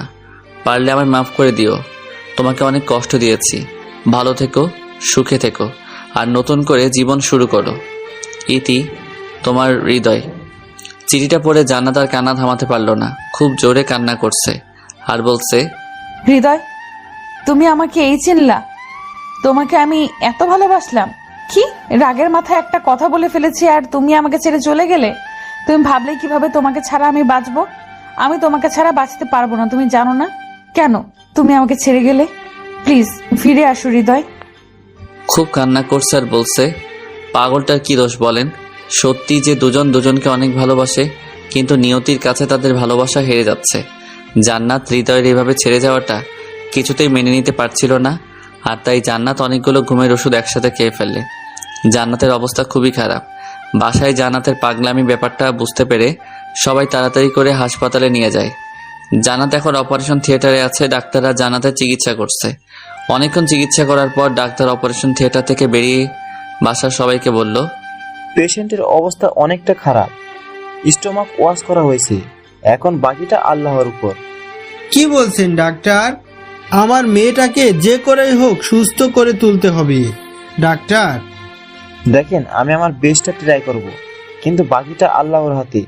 আপনারা সবাই আল্লাহর উপর ভরসা রাখুন। এটা বলে ডাক্তার চলে যায়। এদিকে বাসার সবাই প্রচুর কান্না শুরু করে। সবার অনেক আদরের মেয়ে জান্নাত। এবার ছোট মেয়েটা অনেক চঞ্চল, তাই সবাই জান্নাতকে অনেক ভালোবাসে। জান্নাত এখন আইসিইউতে রাখা আছে। 3 ঘন্টা পর আইসিইউ থেকে একটা নার্স বেরিয়ে সকলের উদ্দেশ্যে বলে, আপনাদের মধ্যে হৃদয়কে? কেন, কি হয়েছে? পেশেন্ট বারবার হৃদয়ের নামটা বলছে। যদি পারেন হৃদয়কে একবার রুমে পাঠিয়ে দিন, নয়তো পেশেন্ট সুস্থ হয়ে উঠতে পারে। ঠিক আছে নার্স, আমরা চেষ্টা করব। ইব্রাহিম মনে মনে ভাবছে, মা বাবাকে এখন আমি কি জবাব দিব বল? মা বাবাকে আমি কিভাবে বলবো যে আজ জান্নাতের এই অবস্থার জন্য হৃদয় দায়ী? আজ আমার বোনটা হৃদয়কে ভালোবেসে বলে এই অবস্থা হয়েছে। মা বাবাকে উল্টাপাল্টা কিছু বলে ইব্রাহিম ম্যানেজ করে নেয়। তারপর ইব্রাহিম হৃদয়কে অনেক ফোন করে, কিন্তু লাইনে পায় না। কারণ হৃদয় ইব্রাহিমের কথা রাখতে গিয়ে নিজের ভালোবাসাটাকে বিসর্জন দিয়ে নিজেকে একা করে নিয়েছে। জান্নাত ছেলেটার সাথে কোনোভাবে যোগাযোগ করতে না পারে, তার জন্য হৃদয় তার সব যোগাযোগের মাধ্যম বন্ধ করে দেয়। এর ফলে ইব্রাহিম কিছুতেই আর হৃদয়ের সাথে যোগাযোগ করতে পারে না।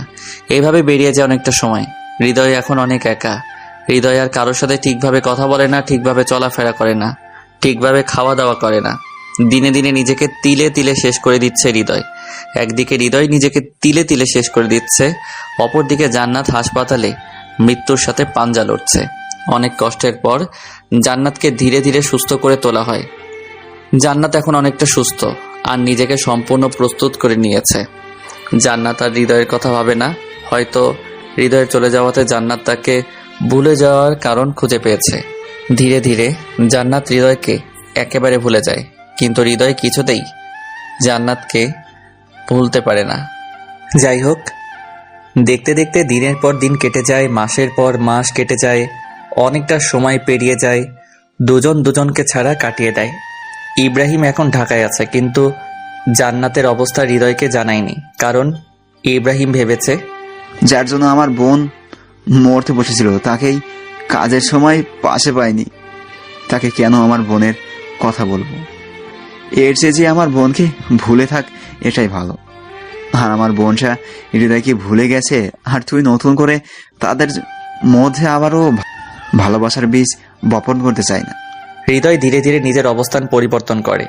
হৃদয় লেখাপড়ার পাশাপাশি একটা জব করে। জবটা একটা প্রাইভেট কোম্পানিতে, আর তাই হৃদয়কে একটু পরিশ্রম করতে হয়। দেখতে দেখতে 1 বছর পেরিয়ে যায়। জান্নাতের সাথে হৃদয় আর কোনো যোগাযোগ হয় না।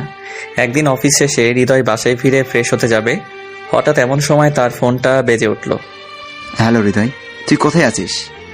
ইব্রাহিম অনেকটা আতঙ্কিত কণ্ঠে বলল। তখন আমি অনেক ভয় পেয়ে যাই ইব্রাহিমের এমন কণ্ঠ শুনে। কি হয়েছে দোস্ত, তোর কণ্ঠটা এমন লাগছে কেন? এরপর হৃদয় যা শুনতে পায় সেটা শোনার জন্য হৃদয় মোটেও প্রস্তুত ছিল না। কি বলছিস তুই যাতা? দোস্ত, এখন আমি কি করব? আমার বোনটা যে আর সমাজে মুখ দেখাতে পারবে না দোস্ত। এটা শুনে হৃদয় বাসা থেকে এক দৌড়ে বেরিয়ে গাড়ি ধরে সিরাজগঞ্জ চলে যায়। সিরাজগঞ্জ গিয়ে সোজা হাসপাতালে চলে যায়। হাসপাতালে গিয়ে দেখতে পায় জান্নাত একটা বেডে শুয়ে আছে। তার পাশে চাচা চাচি দাদা দাদি বসে আছে আর কান্না করছে। আমি কি বলবো বুঝতে পারছি না। সত্যি আমার অনেক কষ্ট হচ্ছে। আমি ভাবতেও পারিনি আমার জান্নাতের সাথে এমনটা হবে। আপনারা ভাবছেন জান্নাতের সাথে কি হয়েছে, তাই তো? আজ জান্নাতের গ্যাং রেপ হয়। হ্যাঁ, আপনারা যা শুনেছেন সত্যি। আজ জান্নাতের সতীত্ব নষ্ট করে দেয় এলাকার বাজে কিছু ছেলে। হৃদয় জান্নাতের কাছে গিয়ে জান্নাতের হাতে হাত রেখে বলে, এসব কি করে হলো? কি হলো জান্নাত, বলছো না কেন? কি হলো জান্নাত, কিছু বলছো না কেন? আমার সাথে কথা বলবে না? দেখো, আমি অতীতে যা করছি তার জন্য তুমি আমাকে শাস্তি দিও, কিন্তু প্লিজ এখন কথা বলো। জান্নাত কার সাথে কথা বলছে না বাবা? কেন কথা বলছে না চাচা? মেয়েটার সাথে যা হয়ে গেল, এরপর কিভাবে মেয়েটা কথা বলবে? কিভাবে এত কিছু হয়ে গেল আমাকে কেউ বলবে প্লিজ? সুজন আমার হাত ধরে টেনে নিয়ে হাসপাতালে ছাদে চলে যায়। তারপর সুজন বলে, ভাই আমি বলছি কি হয়েছিল। তাড়াতাড়ি বলো কি হয়েছিল। তারপর সুজন হৃদয়কে বলতে লাগলো কিভাবে এত কিছু হলো। আজ জান্নাতের কলেজ বন্ধ ছিল, তাই আমি জান্নাতকে জোর করে আমার স্কুলে নিয়ে যেতে চাইছিলাম। আর তাই জান্নাত আপুকে নিয়ে আমি স্কুলের উদ্দেশ্যে রওনা দিই। মাঝ রাস্তায় যেতে দেখি কিছু বখাটে ছেলে রাস্তার পাশে বসে আছে। ছেলেগুলোকে দেখে বোঝা যাচ্ছিল তারা অনেক খারাপ, অনেক বাজে। তারা অনেক বাজে বাজে কথা বলছিল। তারা বলছিল, ইস মামা কি জিনিস রে। যদি একটা বার ছুঁতে পারতাম। উফ মামা, ফিগারটা দেখেছিস? আমার তো মন চাই যে দৌড়ে গিয়ে জড়িয়ে ধরি। এমন আরো অনেক বাজে কথা বলছিল। জান্নাত আপু এগুলো সহ্য করতে না পেরে ওই ছেলেগুলোর কাছে গিয়ে জান্নাত জুতা খুলে একটি ছেলের গায়ে জুতা মারে আর বলে, তোদের ঘরে মা বোন নেই? জীবনে কোনোদিনও মেয়ে দেখিসনি? মায়ের দুধ খেয়ে বড় হোসনি? মেয়ে দেখলে জিভে জল আসে কেন, কুত্তার বাচ্চা? আপু এমন কথা শুনে ছেলেগুলো হঠাৎ করে বসা থেকে লাফ দিয়ে উঠে জান্নাত আপুকে জোর করে ধরে উঠিয়ে নিয়ে যেতে লাগলো। আমি ওদেরকে অনেক বাধা দিই, কিন্তু আমি অনেক ছোট আর একা, তাই ওদেরকে বাধা দিতে পারিনি। আমাকে ধাক্কা দিয়ে ফেলে দিয়ে জান্নাত আপুকে নিয়ে ওরা চলে যায়। জান্নাত আপু অনেক আকুতি মিনতি করে বলে, আমাকে ছেড়ে দে শয়তানেরা, ভালো হবে না বলে দিচ্ছি। তোদের ভালোই ভালোই বলছি, আমাকে ছেড়ে দে। তোমাকে ছাড়বো তো অবশ্যই শোনা, কিন্তু তার আগে আমাদের কাজটা তো হাসিল করে নেই। জান্নাত আপুকে টানতে টানতে ওই জানোয়ারগুলো নিয়ে যায় আমার চোখের সামনে দিয়ে। আমি কিছুই করতে পারিনি। তারপর জান্নাত আপুকে একটি রুমের মধ্যে নিয়ে যায় আর তারা সবাই মিলে মিম আপুর উপর ঝাঁপিয়ে পড়ে। মিম আপুকে ওরা জানোয়ারের মতো ছিঁড়ে খায়। কথাগুলো বলতে বলতে সুজনের চোখ দিয়ে জল গড়িয়ে পড়ছিল। টপ টপ করে কথাগুলো শুনে আমার শরীরের লোমগুলো খাড়া হয়ে গেল।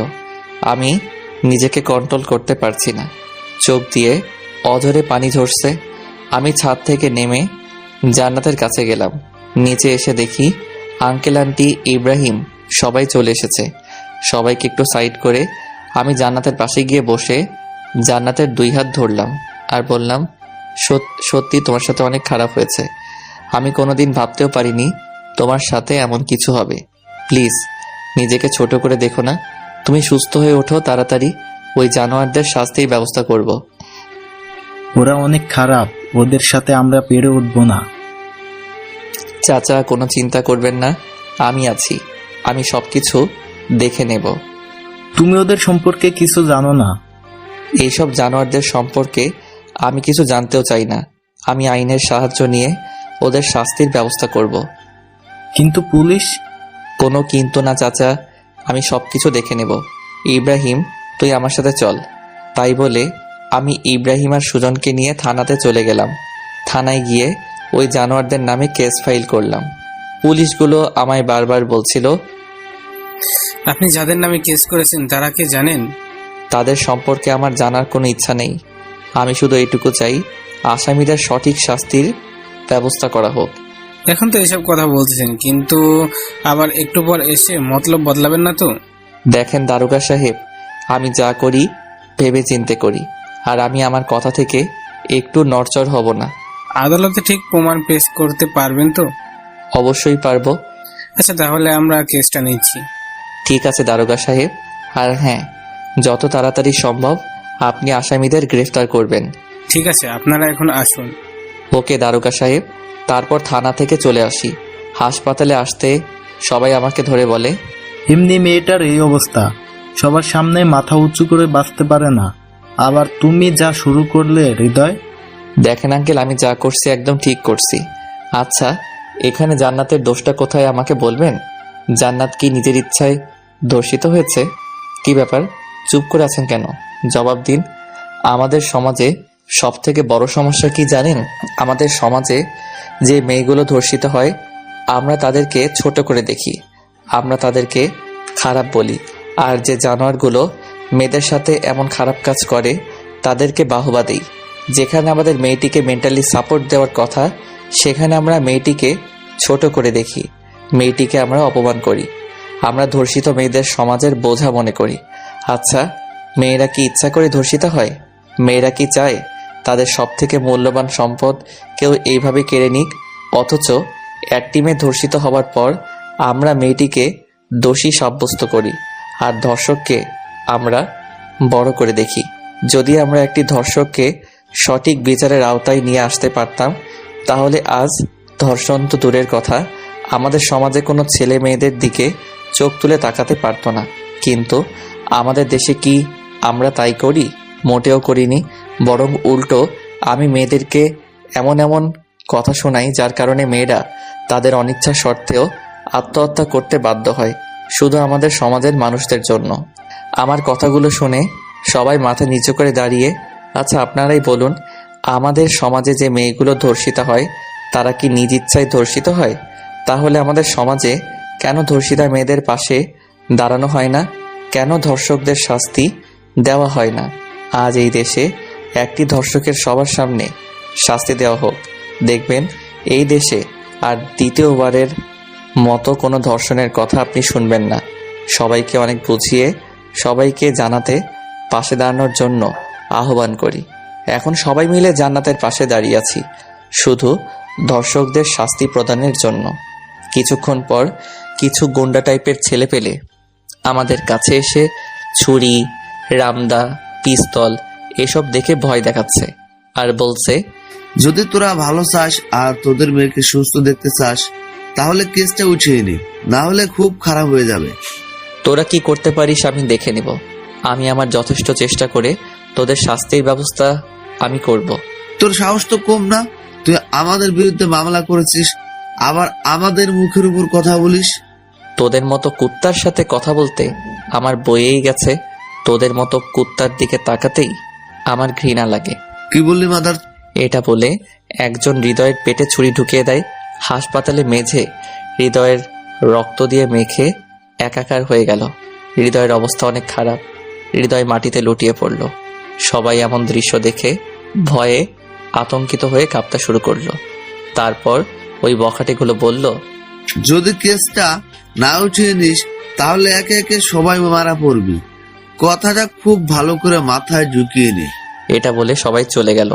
সবাই হৃদয়কে ধরাধরি করে আইসিইউতে নিয়ে যায়। ডাক্তার তাড়াতাড়ি এসে চিকিৎসা শুরু করে দেয়।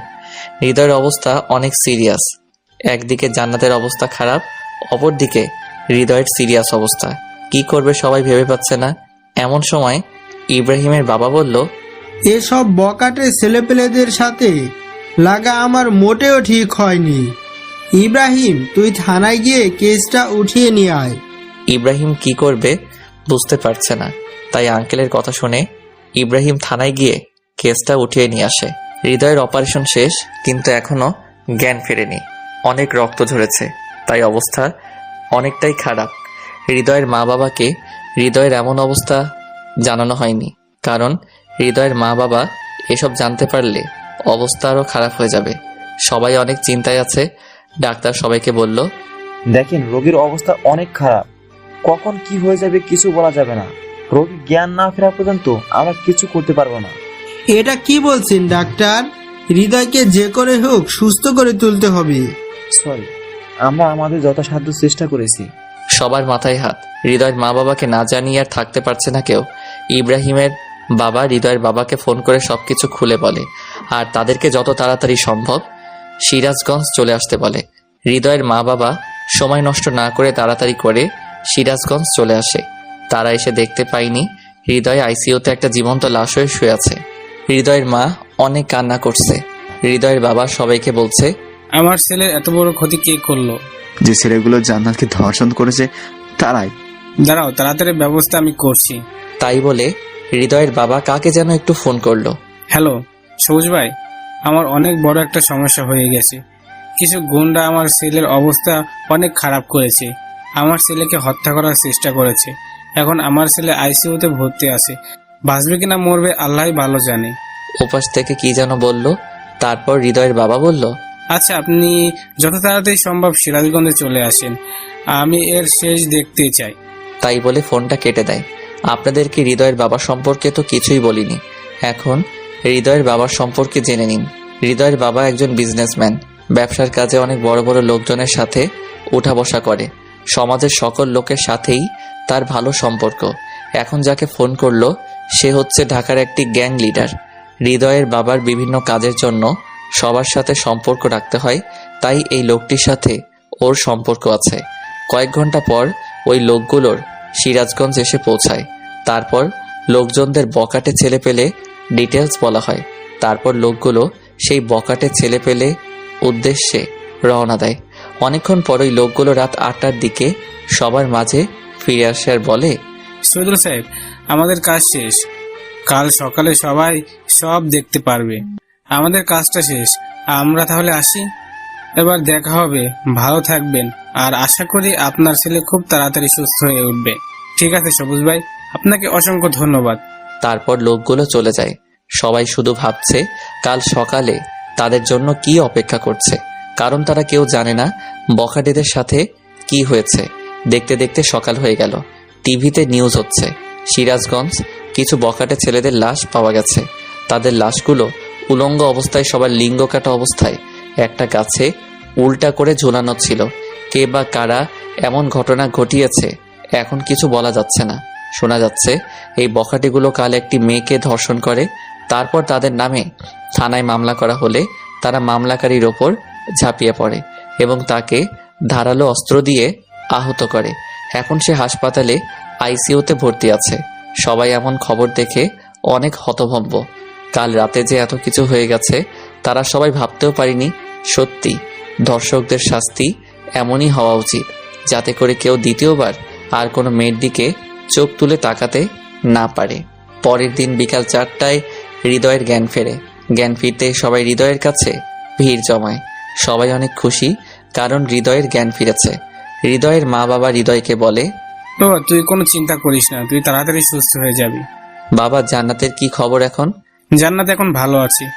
তুই একটু নিজের চিন্তা করো। আর তুই একটা মেয়ের জন্য এত রিস্ক নিতে গেলি কেন? যদি আজ তোর কিছু একটা হয়ে যেত তাহলে আমরা কি নিয়ে বাঁচতাম? মা বাবা, আমার কিছুই হবে না আমি জানি, কারণ তোমাদের দোয়া সবসময় আমার সাথে আছে। আর জান্নাতকে আমি নিজের থেকে অনেক বেশি ভালোবাসি, তাই ওর জন্য এইটুকু করা আমার কাছে কিছুই না। তুই সত্যি অনেক বড় একটা পাগল। হ্যাঁ, আমি তো পাগলই, শুধু জান্নাতের জন্য। আচ্ছা, ওই বকাটে ছেলেদের কি খবর এখন? পুলিশেরা কি ওদেরকে গ্রেফতার করছে? ওদের অবস্থা শেষ, ওরা আর বেঁচে নেই। কি কি হয়েছে ওদের, আর কিভাবে হয়েছে? তোর ওসব না জানলেও চলবে। এখন তাড়াতাড়ি সুস্থ হয়ে ওঠ, আমরা আর কিছু চাই না। ঠিক আছে বাবা। এখন হাসপাতাল একটি আনন্দমুখর পরিবেশ সৃষ্টি হয়। দেখতে দেখতে কিছুদিন কেটে যায়। হৃদয় এখন অনেকটা সুস্থ হয়ে ওঠে। হৃদয় তার মা বাবাকে জান্নাতকে বিয়ে করবে এমন কথা জানায়। হৃদয়ের বাবা বলে, তুই জান্নাতকে বিয়ে করবি, কিন্তু ও যে এখন সমাজের মুখে খারাপ হয়ে গেছে। জান্নাত যে ধর্ষিতা হয়েছে সেটা নিজের দোষে না, তাকে ধর্ষণ করা হয়েছে।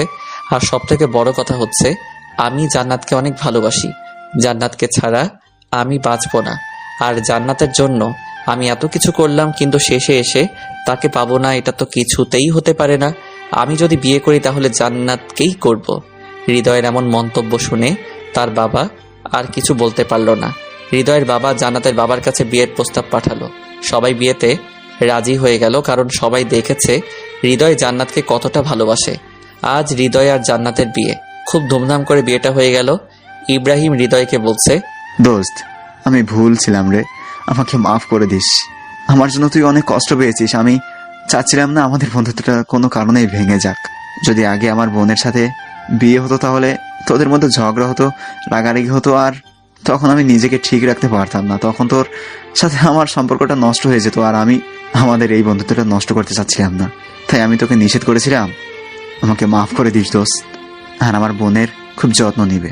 যদি কোনোদিন আমার বোনের চোখে এক ফোঁটা জল আসে তাহলে তোকে খুন করে ফেলবো। এই বোকা, তুই আমার বেস্ট ফ্রেন্ড, তুই ভাবলি কিভাবে তোর সাথে আমার সম্পর্কটা নষ্ট হয়ে যাবে? জান্নাতকে তো আমি আমার নিজের থেকে অনেক বেশি ভালোবাসি, তাই ওকে কষ্ট দেওয়া তো অনেক দূরের কথা, ওকে রাখতে পর্যন্ত দেব না। আয় দোস্ত, বুকে আয়। তারপর দুজন দুজনকে জড়িয়ে ধরে কান্না করে দেয়। এ কান্না কষ্টের কান্না না, সুখের কান্না। তারপর হৃদয় ইব্রাহিমকে ছাড়িয়ে বলে, এই শালা, তোর বোন অপেক্ষা করছে আমার জন্য, বাসরাত তো পেরিয়ে যাবে। আর তুই এতদিন আমাকে শালা শালা বলেছিস, আর আজকে আমি সত্যি শালা হয়ে গেলাম। হ্যাঁ, আমি বোধহয় আগে থেকেই জানতাম রে তুই আমার শালা হবি, তাই আগে থেকে তোকে শালা বলে ডাকতাম। হৃদয় হয়েছে দোস্ত, আর বলিস না, আমি বাসর ঘরে গেলাম। আচ্ছা যা, আর কথাটা মনে রাখিস, আমার বোনের চোখে যদি কোনো জল আসে তাহলে তুই শেষ। ঠিক আছে দোস্ত। তারপর হৃদয় বাসর ঘরে ঢোকে। ঘরের ভেতর ঢুকে দেখে জান্নাত বিছানার উপর ঘোমটা দিয়ে বসে আছে। হৃদয় আজ ঘোমটাটা উঠিয়ে জান্নাতের মুখের দিকে তাকিয়ে আছে। ইস, কি সুন্দর তুমি, সত্যি তোমাকে দেখে চোখ ফেরানো দেয়। তাই বুঝি? তাই তো, না হলে কি আমি তোমার প্রেমে পড়ি? কই, তুমি তো আমাকে না দেখে ভালোবেসেছিলে, তাহলে এখন এই কথা বলছো কিভাবে? রাখছো কেন? আমি তো এটা কথার কথা বললাম। সত্যি আমার বউটাকে একদম পরীর মতো দেখতে লাগছে। জানি সেটা, এখন নতুন কিছু বলো। নতুন করে কি আর বলবো, শুধু একটা কথা জেনে রাখো, আজ থেকে ম্যাচ শুরু। আমি একেবারে ক্রিকেট টিম বানিয়ে তারপর থামবো। কি, তুমি কি আমাকে মেরে ফেলবে? কি বলো জান, তোমাকে মেরে ফেলবো কেন? তাহলে ক্রিকেট টিম বানাতে চাইছো, আমার কষ্ট হবে না? আজ সেসব পরে দেখা যাবে, এখন আজকের ম্যাচটা শুরু করি। যা দুষ্টু। আয় হায়, আমার লজ্জাবতী লতা। তাই বলে জান্নাতকে ধরে ওর ঠোঁটে আমার ঠোঁট লাগিয়ে দেই। এরপর আস্তে আস্তে বাকি কাজ শুরু হয়ে যায় আমাদের ক্রিকেট টিম তৈরি করার জন্য। আপনারা এখন আসতে পারেন।